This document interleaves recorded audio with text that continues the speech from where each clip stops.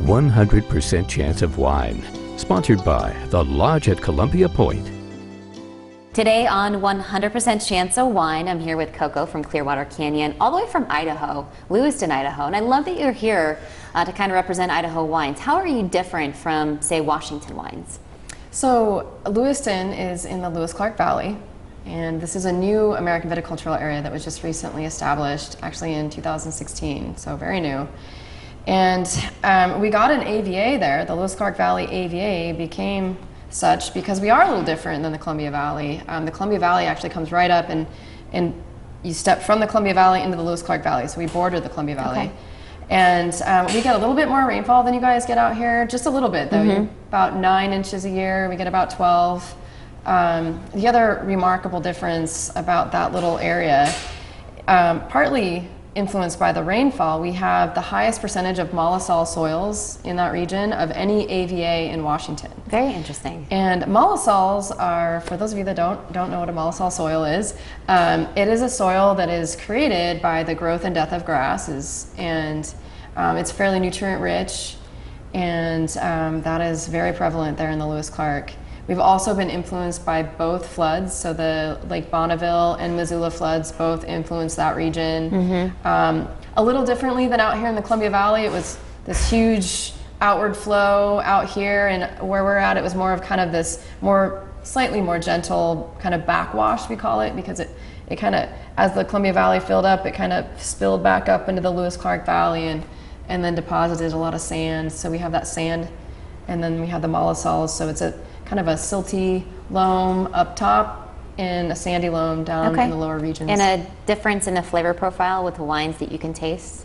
Definitely notice, so there's more wineries coming all the time, so we're one of 8 there in the Lewis-Clark, and I am noticing that quite prevalently in the Lewis-Clark wines, they have kind of a stone character, a minerality that is separate from winemaking style. It's something that you just get from the wines grown there, and it must be due to the soils. So more in your background, 4th generation, right? And you guys are the first to start up technically the winery. Yeah, my husband and I, we started Clearwater Canyon on my family's 100-year-old farm. Started with the vineyard, and then when the winery was in a little small business incubator, and actually before that I was in a garage, we kind of moved it around different locations in Lewiston. And now the winery and vineyard are all in one place on the family's 100-year-old farm.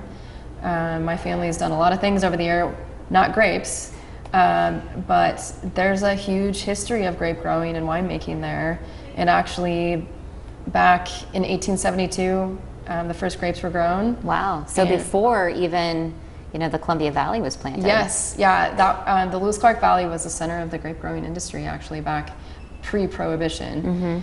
And some of those vineyards still existed when my grandfather was a young boy, and there was a huge farm right across the street from us owned by a German family, and they had a big vineyard there. It's gone now, and now there's grapes on the other side of the road, which is where did your love come from for wine? Because you and your husband are kind of this husband-wife team. Yeah, we both are. He's a chemist, did chemistry as his undergraduate degree in Arkansas, and then moved out here to study soils at University of Idaho.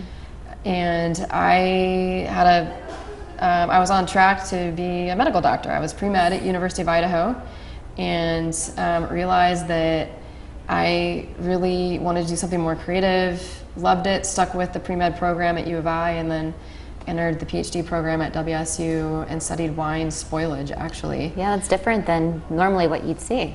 Yeah, definitely. So I studied Brettanomyces, which is a yeast that causes a taint in wine that smells a lot like a Band-Aid, for those of you that have ever opened a wine that smells like a Band-Aid. The slang term for Brettanomyces is Brett, so a lot of people probably have heard of like a bready wine.